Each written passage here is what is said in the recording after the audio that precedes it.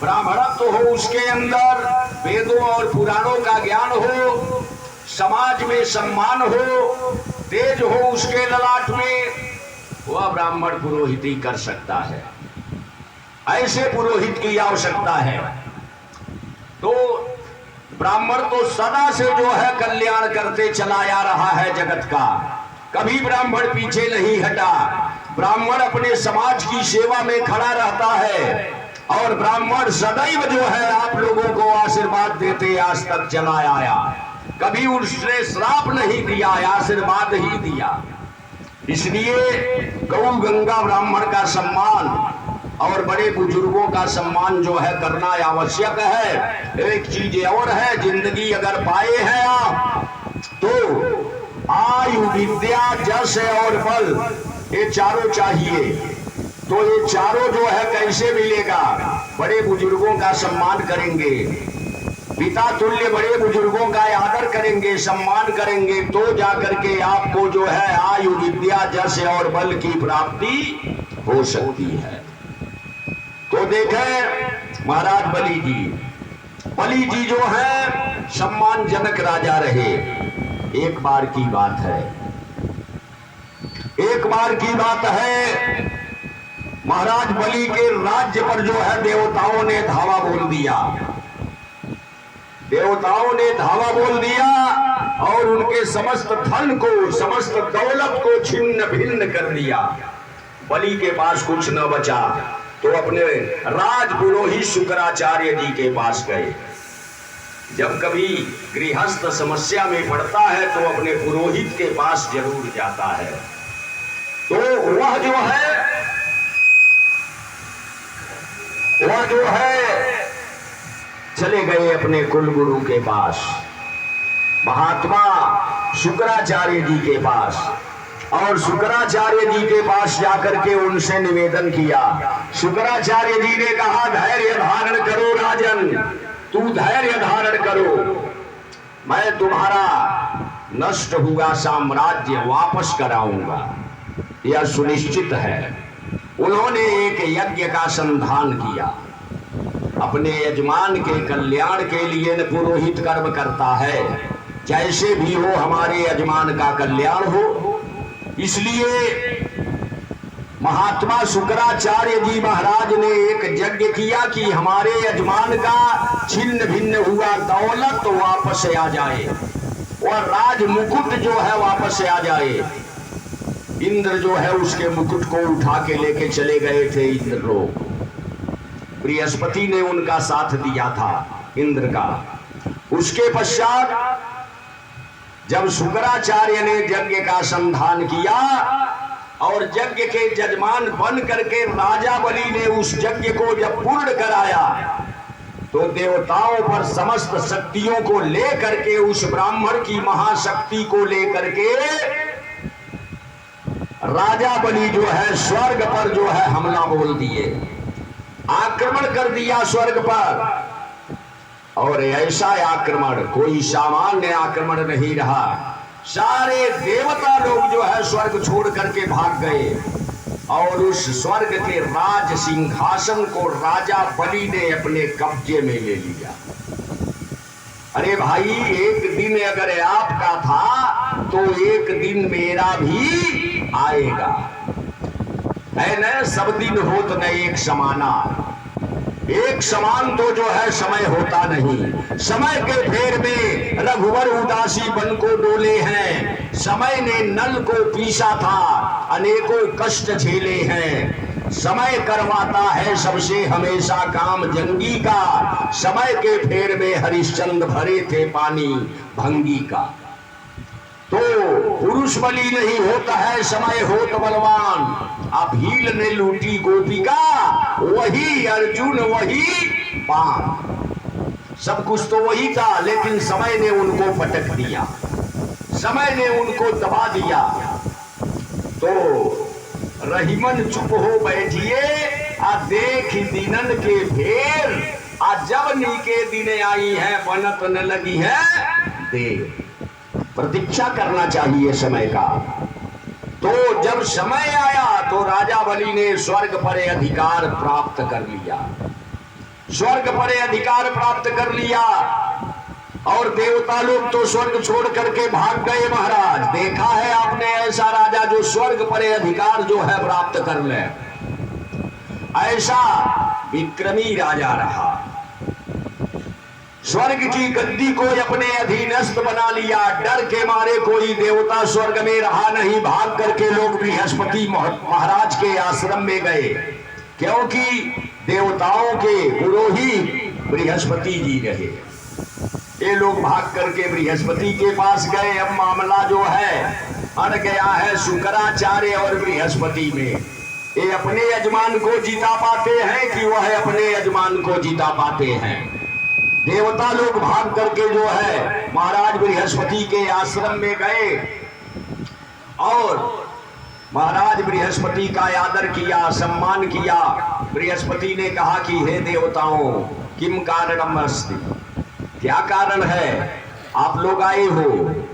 चेहरे पर उदासी है, मुखमंडल पर मलिनता है, एक कैसी उदासी है बताओ? इंद्र ने कहा, हे परम गुरु, बलि ने जो है हमारे स्वर्ग पर अधिकार प्राप्त कर लिया है।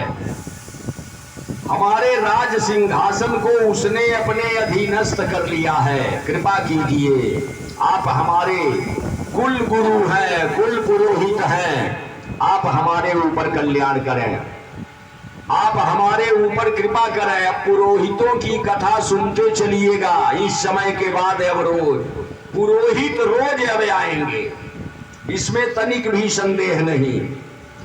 जबकि महात्मा वशिष्ठ ने कह दिया है कि उपरोहित्य कर्म यति निंदित, कहा है ना, लेकिन फिर भी ब्राह्मण को सम्मान के साथ जो है पुरोहिती करनी चाहिए, करनी चाहिए। यह ब्राह्मण का धर्म है, ब्राह्मण का अधिकार है और वह अपने अधिकार का पालन उस ब्राह्मण को करना है। परंतु अपने ब्राह्मणत्व को बनाए रहे, अपने संस्कार को बनाए रहे, अपने संध्या गायत्री को बनाए रहे, अपने व्रत और उपवास को बनाए रहे, व्यक्तित्व का निर्माण अपना करता रहे, पुरोहिती करता रहे, कुछ ना बिगड़ेगा। इसलिए संभाल करके करेगा तो सम्मान पाएगा, संभाल के नहीं करेगा तो अपमान पाएगा। इसलिए परम गुरु बृहस्पति ने कहा, हे राजन, हे देवताओं, धैर्य धारण करो, धैर्य धारण करो, कुछ दिन तक हमारे आश्रम में छिप करके रहो, कुछ दिन तक छिप करके रहो। मैं जा रहा हूं महात्मा कश्यप के पास, भगवान ब्रह्मा के पास, ब्रह्मा के पास जा रहा हूं। ब्रह्मा के पास चले गए बृहस्पति जी, देवताओं के संकट को जाकर के कह सुनाया। देवता लोग संकट में हैं, उनके संकट का कैसे उद्धार होगा, कैसे कल्याण होगा, तो ब्रह्मदेव के समझ में नहीं आई बात। बृहस्पति को लेकर के चले गए भगवान नारायण के दरबार में, नारायण की प्रार्थना किया, भगवान विष्णु की प्रार्थना किया और यह बात भगवान विष्णु के चरणों में रख दिया। राजा बलि की, राजा बलि स्वर्ग पर अधिकार प्राप्त कर लिया है, हे नारायण, देवताओं का वह साम्राज्य कैसे मिलेगा, इसे आप बताएं। भगवान ने कहा, देवता जितने भी हैं वह शांति बनाए, धैर्य बनाए, मैं उसका उपाय कर देता हूं जिससे देवताओं का स्वर्ग का साम्राज्य जो है मिल जाएगा। अपनी आभा उन्होंने छोड़ दिया। भगवान नारायण ने अपना हाथ उठाया और हाथ की रोशनी जो है महात्मा कश्यप के आश्रम में पहुंच गई।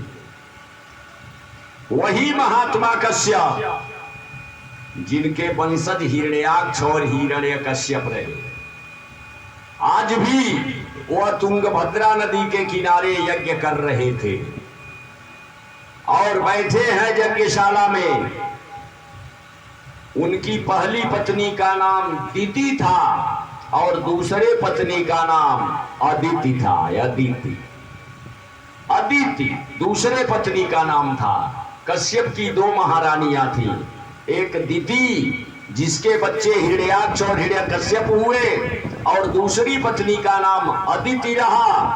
और देखिए अदिति को कोई संतान नहीं थी, कोई संतान नहीं थी अदिति को। अदिति के आत्मा में प्रेरणा जाती है कि मैं संतानवान कैसे बनूंगी, मेरे पास कोई संतान नहीं। और हर स्त्री एक बच्चे की मां बनना चाहती है कि मैं भी जो है एक बच्चे की मां बनूं। मां जब वह स्त्री पहली बार एक बच्चे को जन्म देती है और उस बच्चे को जब जीवन में पहली बार अपने स्तनों का दूध पिलाती है, वह दूध पिलाने से जो आनंद मिलता है उस मां को, वह जीवन का सबसे बड़ा आनंद उसे प्राप्त होता है। अदिति ने कहा अपने पति कश्यप जी से कि हे महाराज, हम लोगों के पास कोई पुत्र नहीं, कोई उपाय कीजिए जिससे मैं पुत्रवान बन सकूं, पुत्रवती हो सकूं। आप तो महामुनि हैं, महर्षि हैं, और जब से आपने इस धराधाम पर जन्म लिया तब से लेकर के आज तक यज्ञ करते ही चले आए हैं। आपका यह संपूर्ण जीवन यज्ञशाला में ही व्यतीत होता है, तो आप मेरे ऊपर कृपा करें जिससे मैं पुत्रवती हो जाऊं। कश्यप ने कहा कि हे प्राण प्रिय, धैर्य धारण करो, धैर्य धारण करो, हम तुम्हें उपाय बताते हैं कि कैसे तुम संतानवान बनेगी। उन्होंने अपनी आंखें बंद की, पद्मासन लगा लिया। महात्मा कश्यप ने पद्मासन लगा करके आंखें बंद करके ध्यानावस्थित हो करके, और जब भगवान का ध्यान किया तो आकाशवाणी होती है, आकाशवाणी होती है, ऐ महात्मा कश्यप, अपने पत्नी अदिति से कह दो पयोव्रत का पालन करे, पयोव्रत। और केवल अदिति नहीं, संपूर्ण संसार की उन स्त्रियों से मैं कहना चाहता हूं जिन स्त्रियों को भगवान ने अभी तक कोई संतान नहीं दिया है, वो भी स्त्रियां अगर पयोव्रत का पालन करेंगी, निश्चित है कि वह संतानवान होएंगी। आकाशवाणी ने यह बात कही। जब महात्मा कश्यप के कानों में यह बात गूंज गई तो पयोव्रत की शिक्षा जो है अपने पत्नी को अपने समक्ष बैठा करके देने लगे कि पयोव्रत कैसे किया जाता। यह माघ के महीने में किया जाता है। पयोव्रत जिन स्त्रियों को कोई संतान नहीं है, वह कोई अनुष्ठान जप पूजा या तो अलग की बात है। संतान के लिए बाबा लोग जाकर के जप कर देते हैं संतान सुंदरी का, चलो हम जप कर देंगे बच्चा हो जाएगा, वो अभी फलीभूत हो जाता है। लेकिन सबसे बड़ा जो मुख्य आधार है पयोव्रत, तो उस पयोव्रत में माघ के महीने में शुक्ल पक्ष जब आएगा, एक महीने में 2 पक्ष होते हैं ना, एक कृष्ण पक्ष और एक शुक्ल पक्ष। तो माघ का जब शुक्ल पक्ष आएगा तो शुक्ल पक्ष के प्रतिपदा से और द्वादशी तक 12 दिन जो है उस व्रत का पालन किया जाता। 12 दिन जो है नंगी धरती पर जो है बैठकर, धरती पर कुछ बिछाना नहीं है, पृथ्वी पर बैठ करके और उत्तर की ओर अपना मुंह करके वह नारी जो है बैठे और उपासना करे गाय का, गाय की उपासना करे और अपने आंखों से उस गाय को देखे कि इतना बड़ा थन है, बहुत सुंदर जो है गाय है, उसका वर्ण लाल है, लाल वर्ण की गाय मैं देख रही हूं, बड़ा थन है, बछड़ा पी रहा है। ऐसे 12 दिन बैठ करके वो देखे। भोजन में कुछ नहीं लेना है, एकमात्र सिवाय जल के अलावा, जल के अलावा कुछ नहीं लेना है। यह विधि है पयोव्रत का। ऐसा ही तो माता अदिति ने किया। माता अदिति ने पयोव्रत का पालन किया। 12वें दिन उस पयोव्रत से प्रसन्न होकर के भगवान ने आकर के यज्ञशाला में दर्शन दिए। जहां महात्मा कश्यप और अदिति बैठे हैं, वहीं पर भगवान श्रीमन नारायण जो है प्रकट हो गए महाराज, और महात्मा कश्यप को आशीर्वाद देने आए हैं, अदिति को आशीर्वाद देने आए हैं, क्योंकि माता अदिति ने पयोव्रत का पालन किया है। भगवान ने आकर के कहा कि हे महात्मन, आप इस पयोव्रत का जो पालन किया है उससे मैं बड़ा खुश हूं, बड़ा प्रसन्न हूं। आप जो वरदान मांगना चाहें, जो आशीर्वाद मांगना चाहें, वो आशीर्वाद मुझसे ले लीजिए। कश्यप ने कहा यही बताएंगी कि इनको क्या चाहिए। माता अदिति ने कहा कि हे नारायण, और मुझे क्या चाहिए, आपकी भक्ति मुझे मिली ही है। अगर आप प्रसन्न हैं, खुश हैं, तो आप हमें अपने समान पुत्र दे दीजिए, अपने समान।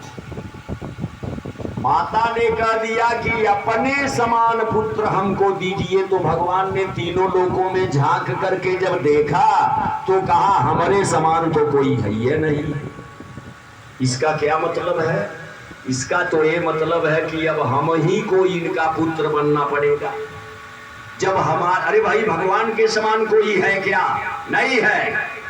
इसलिए भगवान विवश हो गए कि अब हम ही को जो है इनका पुत्र बन करके जन्म लेना पड़ेगा। व्रत भी इसने किया है, इसलिए भगवान ने कह दिया तथास्तु, तुम्हारी कामना पूर्ण होगी। हे माते, तुम्हारी कामना पूर्ण होगी। वरदान दे दिया।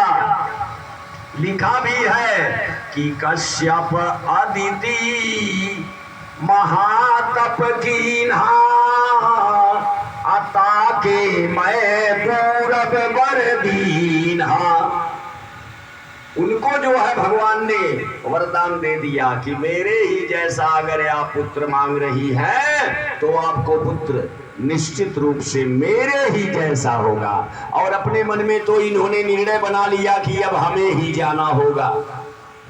अदिति के गर्भ में भगवान आ गए, अदिति के गर्भ में भगवान आ गए, और उधर स्वर्ग में जो है राज्य कर रहा है राजा बलि। राजा बलि स्वर्ग का राज्य ले लिया है। अपने भी राजधानी में है, लेकिन स्वर्ग उसके अधीन है। स्वर्ग में कोई देवता उस घड़ी जा नहीं पाता। अपने राजधानी से उस स्वर्ग का संचालन कर रहा था। इधर भगवान गर्भ में आए, नारायण जो है गर्भ में आए, भगवान स्वयं आए।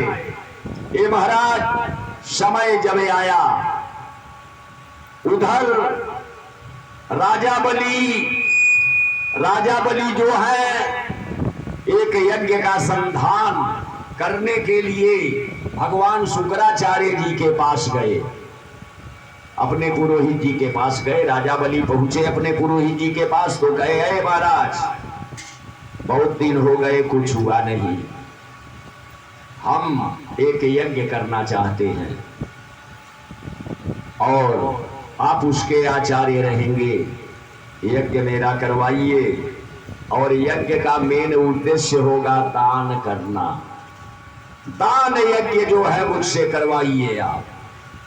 मैं उसमें दान करना चाहता हूं, ब्राह्मणों को, साधुओं को, संतों को मैं दान यज्ञ का संधान करना चाहता हूं। शुक्राचार्य जी ने कह दिया कि ठीक है महाराज, आप व्यवस्था बनाएं और यह दान यज्ञ अवश्य आरंभ होगा।